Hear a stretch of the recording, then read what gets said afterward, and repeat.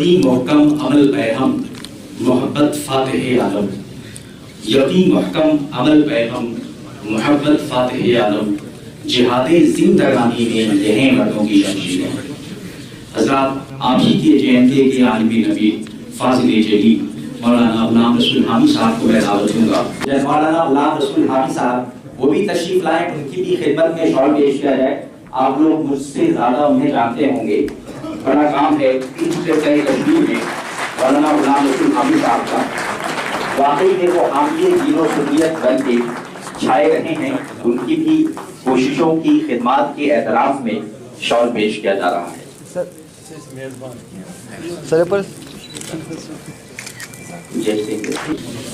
بسم اللہ الرحمن الرحیم۔ تشریف فرما مہمان عزیز کا میزبان محترم فاروق نوری صاحب، دیگر علماء کرام، ثانی نظام، معزز حضرات، نوجوان ساتھیوں، السلام علیکم ورحمۃ اللہ تعالی وبرکاتہ۔ نحمده ونصلي ونسلم على رسوله الكريم وعلى آله وصحبه الكرام الأجمعين،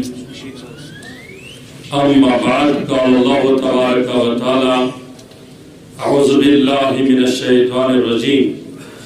بسم الله الرحمن الرحيم، إن أكرمكم عند الله أتقاكم، صدق الله مولانا العظيم۔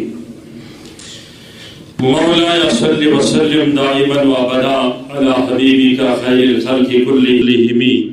محمد سيد الكونين والثقلين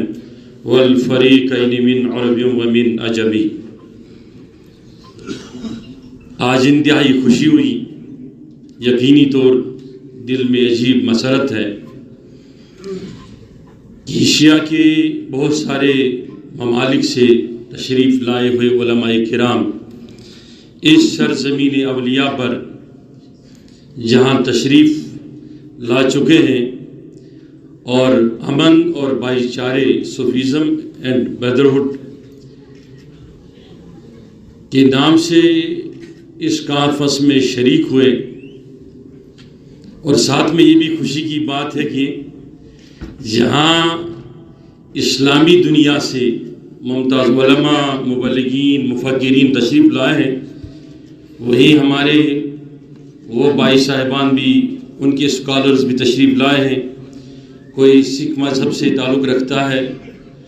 کوئی بدھ مذہب سے تعلق رکھتا ہے، کوئی ہندو مذہب سے تعلق رکھتا ہے، کوئی کشمیری پنڈت ہیں۔ یقینی طور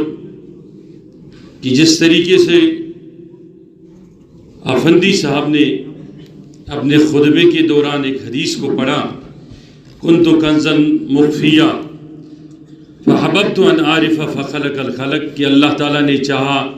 کہ میں پہچانا جاؤں، میری پہچان ہو، اور اس لیے میری مخلوق پیدا کی۔ یقینی طور دنیا کے اندر اللہ تعالیٰ نے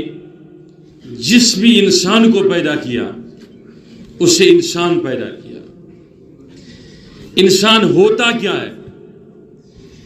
آج سائنس بھی یہ کہنے کے لیے مجبور ہے، اور سائنس بھی یہ کہتی ہے کہ روح کے آنے سے قبل بھی انسان کو زندگی حاصل تھی۔ جب ہم باپ کے صلب میں تھے یا ماں کے رحم میں تھے،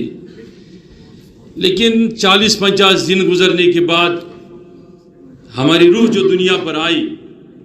وہ اللہ تعالیٰ نے اپنی طرف سے جو بھیج دی روح،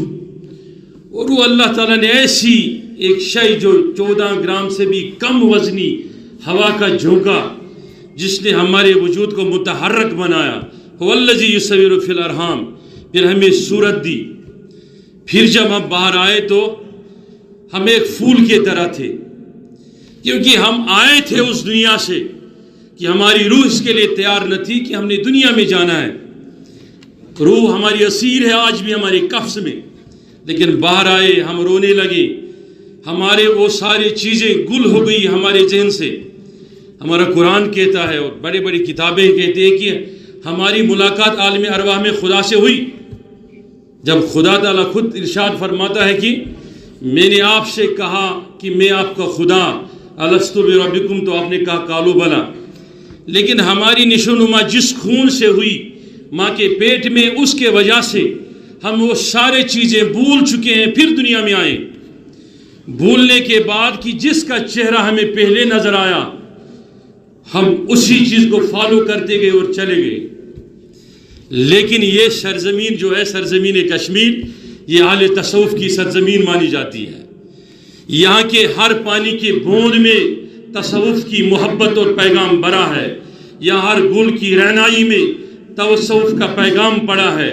یہاں ہر وہ ولی کسی نہ کسی پہاڑ کی چوٹی پہ بیٹھا ہے جس نے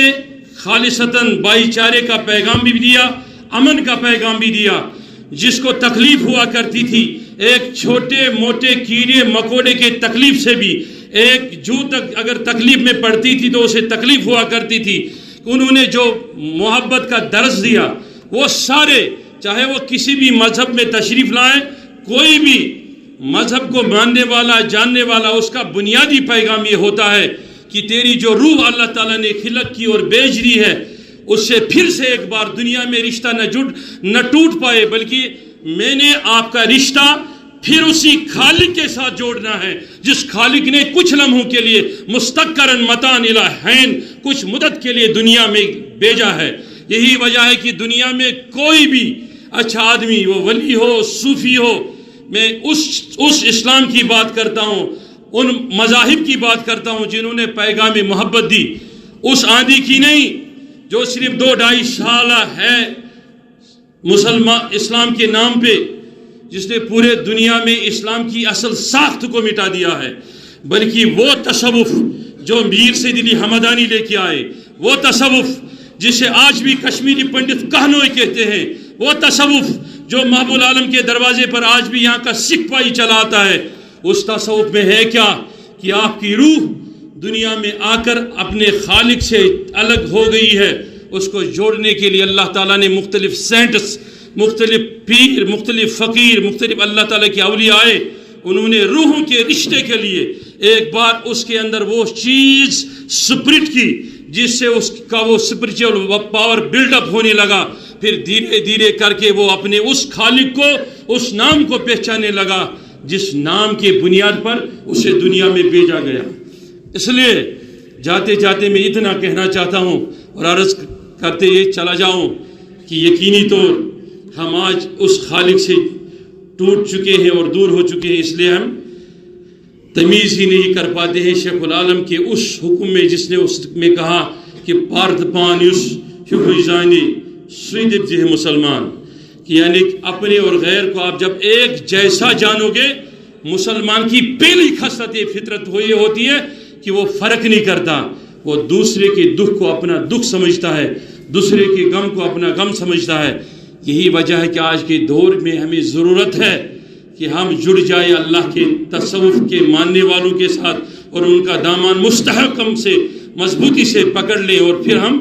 جوڑ پائیں گے اس اسلام کے ساتھ جو میرے آقا نبی علیہ الصلوۃ والسلام نے ہمیں دے دیا۔ ورنہ اسلام کی وہ میسیج جو آج بھی پوری دنیا میں پیش کی جا رہی ہے، نوز بلا من ذالک، اسلام میں ٹیرر ہے، اسلام میں دہشت گردی ہے، اسلام میں وہ نظام ہے جو نظام دوسرے انسان قبول نہیں کر پائیں گے۔ اس طریقے سے کہ اسلام یہ سکھاتا ہے کہ دنیا ایک باغ ہے، اس باغ میں ہر گل کی ضرورت ہوتی ہے اور ہر گل کی مہک الگ الگ ہے، کہ اس لیے ہر مذہب کے ماننے والوں کی مہک الگ الگ ہے، اس لیے اس سے نفرت کرنے کی ضرورت نہیں، اس سے پیار کرنے کی ضرورت ہے۔ جزاکم اللہ، السلام علیکم۔